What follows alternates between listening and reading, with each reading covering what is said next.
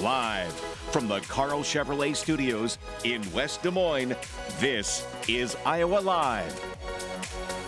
Welcome back to the program, everybody. You know, we love it when we run out to the mailbox and the Iowa History Journal is in the mailbox, publisher Michael Swanger. And this is a very special edition. This is the January-February edition of the Iowa History Journal. Good to see you. Happy New Year to you. Happy New Year. It's a cold run in the mailbox today. Oh, it most definitely is, Yes. but definitely worth the Yes. effort of pulling out the magazine because there's a couple of familiar faces on the front cover. Everybody that is our age has heard of Ann Landers and Dear Abby, but there may be a fact that you didn't realize.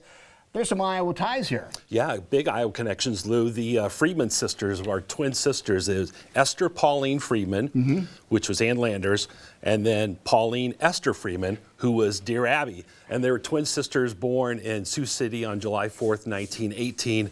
Their early lives were inseparable. They went through high school. They went to Morningside College together. They were both columnists for their school newspapers. Right. They weren't separated until their wedding night. They actually had a double wedding Oh, together. my goodness, really? And then they took off, and then they lived separately for many years, for decades, because Ann Landers was the columnist for the Chicago Sun-Times, Yep. your old stomping grounds. Yep. And then, of course, Dear Abby was in the San Francisco Chronicle.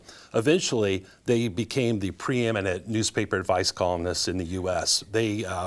Ann Landers had about 90 million readers and 1,200 newspapers. Dear Abby had about 110 million readers and 1,400 newspapers. Wow. And they both came from Iowa. And they never forgot their Iowa roots. They loved Iowa, and they always credited their Iowa upbringing for the work that they did. And they were hard workers. Oh, that is great. But the whole story is in this edition of the Iowa History Journal. How many people say, obviously we know who those two people are, but Sure. didn't know they had the Iowa ties? No, and I wouldn't have known about it either until our longtime columnist, Arvid Huseman, who wrote the story, pitched the idea to me a couple of years ago. And Arvid knows that area very well. And who better to write it other than Arvid, because he's a longtime newspaper man and Wow. he understands the history of the industry. All right, let's move from a newspaper. Let's move over to radio now, because we're going to jump down and talk about a certain person involved in radio for many, many years. For many, many years. The beloved Al McCoy, who sadly died last September at age 91. He was born and raised on a farm in Williams, Iowa, in Hamilton County.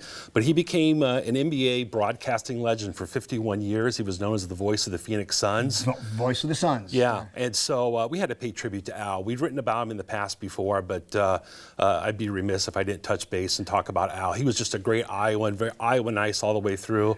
And he was a longtime subscriber and would send us letters to the editor and drop nice notes. That's He awesome. loved Iowa history. That's awesome. And that's in your column in That's the it. Iowa History Journal. And then there's something else. You can see Michael sporting the Local 5 hat. You can see some of the pictures that are on the desk here, because there's a special anniversary of a certain TV station that just so happens to have the call letters of WOI-TV. Yeah, I wonder who that could be. I don't Yeah, know. right. Could it be Local 5? Could be. I Tell think us the story, because well, our friend Jeff yeah. Stein Yeah. had a chance to write about it. Again, who better to write about this story than Jeff, who's an expert on the history of radio and television in Iowa.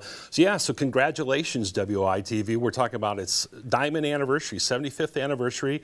It was the second television station in the state to take to the air, the 100th television station in the U.S. to go on air, and that was in February of 1950. So we had to touch base on that. And of course, we have lots of great old photos that you guys were kind enough to share with us.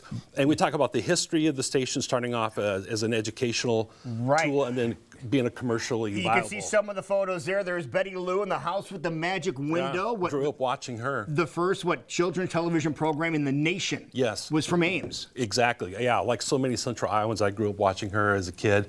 And then, of course, we obviously want to talk about the great work that you guys do too, because you guys really are the connection. This is what I think is where the rubber meets the road with what you do, Lou, and Iowa Live, in terms of your partnership with all the wonderful nonprofit groups in our city, like the one you just were visiting with. and of course all the great things that you do to help promote them. Well, it's just a group effort. Hey, there's Betty Lou right there. What an amazing lady that is. Had a chance to meet her many years ago, Yes. and just a pillar here in the community, Yeah. and a pillar in the world of broadcasting Absolutely. here in Central Iowa as well. But it's a lot of really cool stuff in here. Some things about Local 5 that you may not have known. A lot of great pictures inside here too. You'll be able to just check some of those out, and some older photos are in here from back in the station when it all first started, which is very, very cool. I'm going to tip another picture up that's laying down here.